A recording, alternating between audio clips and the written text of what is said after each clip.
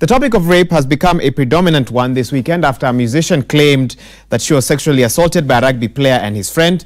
The Office of the DPP has stated they are treating these allegations very seriously. Now, at this moment, we want to take a look at the Sexual Offences Act and the rights of the accuser and the accused. And joining me in studio to talk a bit about this, let me start from my far right, Monica Gitao, former police and security consultant. Welcome to the program. Thank you. And right here next to me, we have Caroline Oduor, who's an advocate and FIDA Kenya board member. Thank you. The Sexual Offences Act, I think 2006, it's been amended in 2012 and 2014. I had a chance to look at it yesterday, over 31 pages just explaining the rights of individuals in that. But briefly, in terms of rape, what can you tell us about that act, Caroline?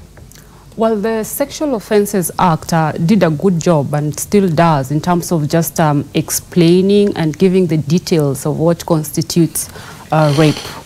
And in terms of how then to go about it, what kind of evidence to present in court, and what court would then look at in terms of then arriving at a final verdict that indeed the offense has been committed. Okay. So it does a good job in terms of just elaborating and thrashing out the details of what ordinarily then missed out in the penal code. Okay. Yes. There are those, however, who have some, they wish some things were changed in the Sexual Offences Act. Let me give you an example. In Section 38, it states that any person who makes false allegations against another person to the effect that the person has committed an offense under this act is guilty of an offense and shall be liable to punishment equal to that of the offense complained of. There are those who feel that this section is very harsh. In a nutshell, if someone goes to the police and complains about an individual and says that they carried out a sexual offense against them, then if the accuser or the accused was liable to 1 year in jail, and it's proved that the allegations are false, then the accuser will then have to spend that 1 year in jail. And there are those who feel that keeps people with genuine complaints away from the complaining because they are afraid that they could end up in jail for a long time. Caroline, how do you respond to that in terms of changes that may need to be done? No, I see the point in that, but I think the starting point is to say that we should not be a society that encourages lies. But that said, also, we should also be cognizant and sensitive to the fact that when it comes to sexual offenses, most of it happens in the privacy of the victim and the accused person. So it's so much of one person's word against the other person.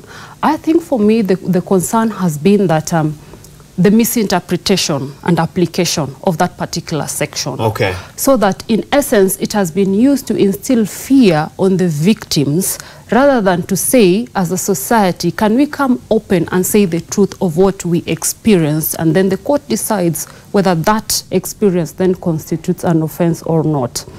A particular example is in instances where we have seen instances where, say, the police would interpret a dismissal or an acquittal of an accused person to mean then that the complainant may have given false information. Far from it, that is not it. A case may collapse based on very many reasons. And as we know, in a criminal offense, the threshold for holding the accused person liable is higher, beyond reasonable doubt.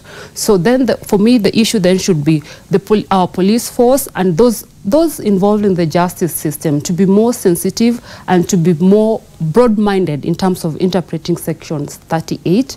In instances where it has been proved that someone has genuinely presented false information, I believe it should be a question of punishment once proved. But that should not be used to intimidate or to hold back victims who genuinely have gone through such horrendous experiences and need our help as a society to help them obtain justice. Fair enough. I'll come back to you in just a bit to see if I can get an idea of, as FIDA, I know you receive a lot of these complaints. Can you say that you've seen an increase or a decrease? And I'll come back to you together. Let me bring in Monica Gitao at this moment. And I asked her to join us on the program today just to help us understand how the police deal with in your experiences as in the police service, how they deal with people who come to complain about rape cases, what measures have been put in place from what you've seen. I know you can't speak on behalf of the police, but you can give your own experiences. What can you tell us? Yeah, sure. Both the victim and the perpetrator, to start with, they all have their rights. And when one is raped, the first step is to go and report to the police. Okay. And the procedure and the complaints are written in the occurrence book, whereby an investigating officer issues a P3 form to the victim, and he or she recommends the victim to the medical practitioner to check whether it is true or false, whether the rape really happened. And when it has been ascertained that it's true the rape took place, then that is when the information and the file is done and forwarded to the DPP for further investigations. How is it, and I apologize if my questions seem elementary, how is it ascertained?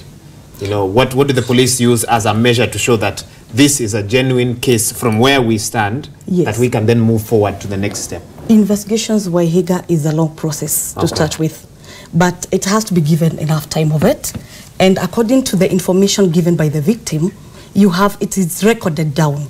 And the investigation starts immediately, whereby the perpetrator is first arrested and brought to the, in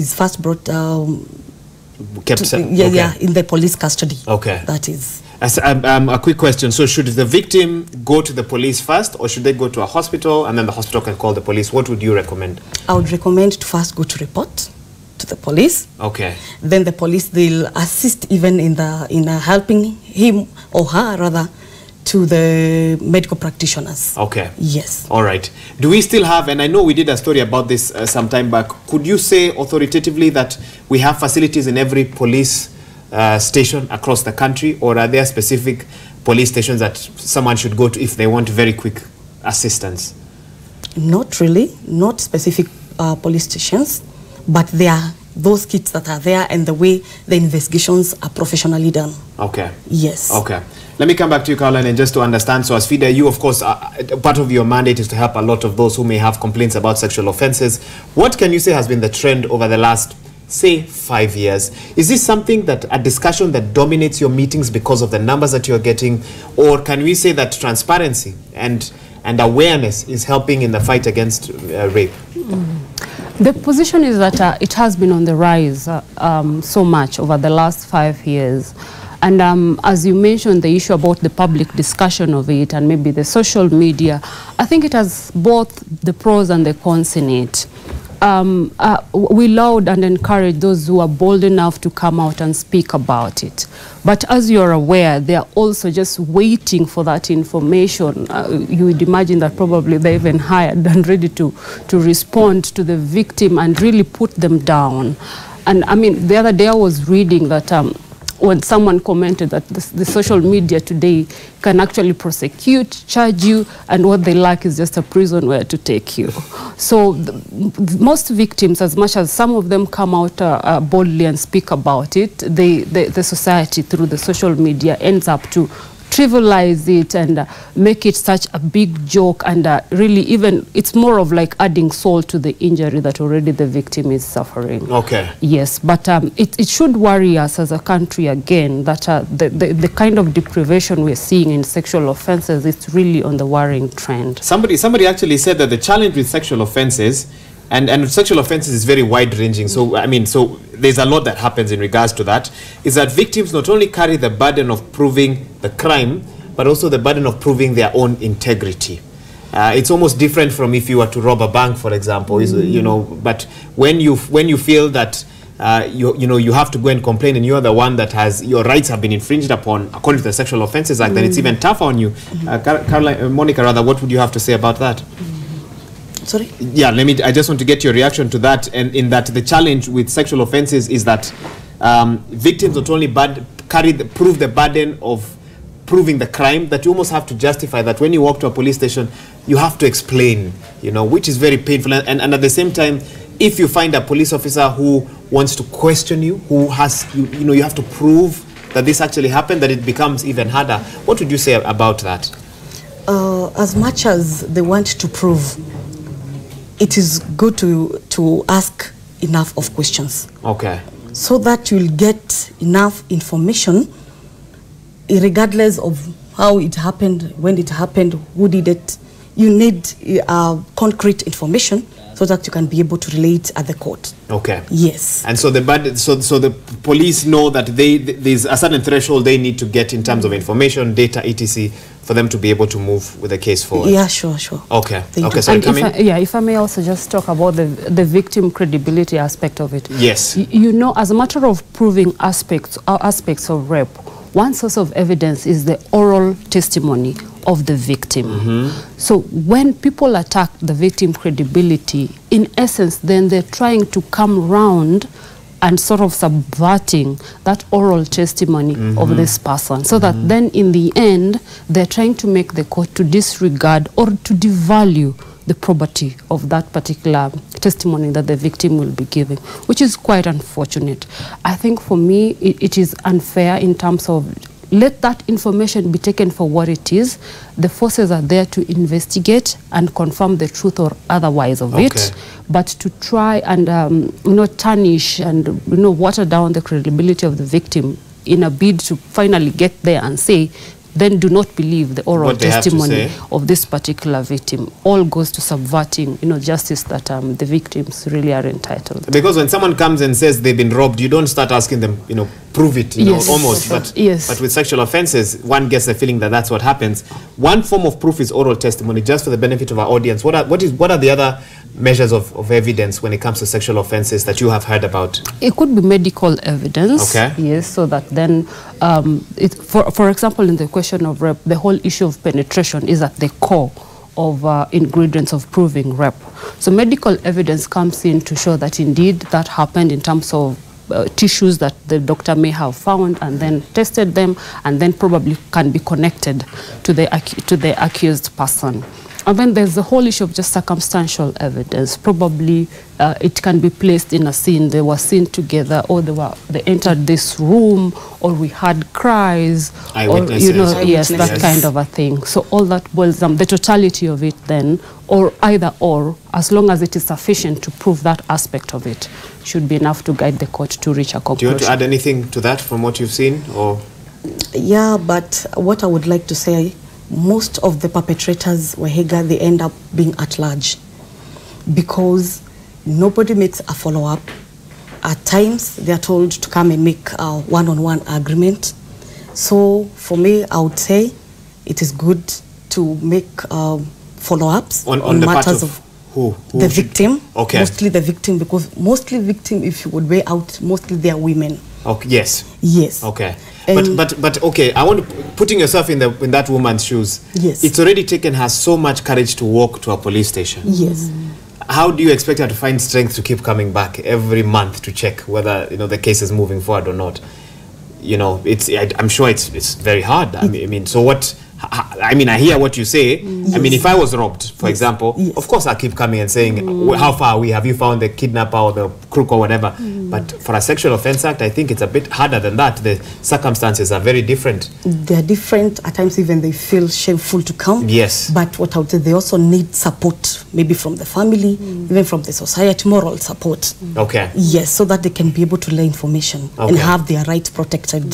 The fact that we're having this discussion today could mean that there might be somebody out there who's watching and something happened to them last year, the year before, and they have not had the courage to go out and look for a police officer or report to FIDA etc. Should they think of doing so now? Can they still get justice? Or is it too late? Because there's a feeling that once you've passed a certain period, it's too hard to prove. Let me start with you, Caroline. What are your thoughts on this? They can still get justice. They can still get justice because, as we mentioned, oral testimony of the victim is something that the court would consider. Even years after the... Yes, even years after. And the only challenge then comes in is the bit of medical evidence aspect of it, in terms of now, of course, the tissues would not be there as specimen for testing and all that. But it should not be lost on us that a court can be presented with information by the victim and corroborated through any other means, or not even corroborated, just the oral testimony of the victim.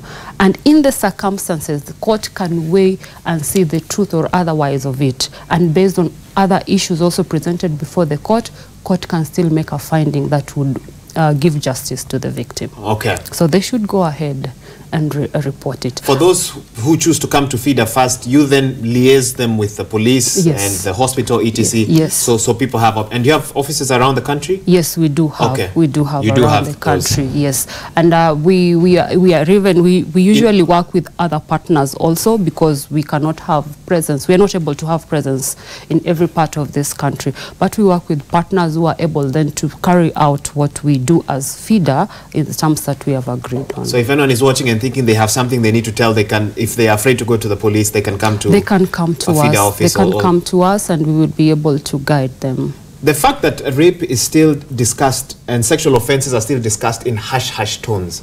They are not things that people talk about loudly on the streets. Actually, when someone is having such a conversation, they'll almost move to a corner. Does that, in a sense, make it harder to deal with because there's still so much secrecy around sexual offences? Either of you can respond to that? Yes, it does make it difficult, very difficult, especially for the victim.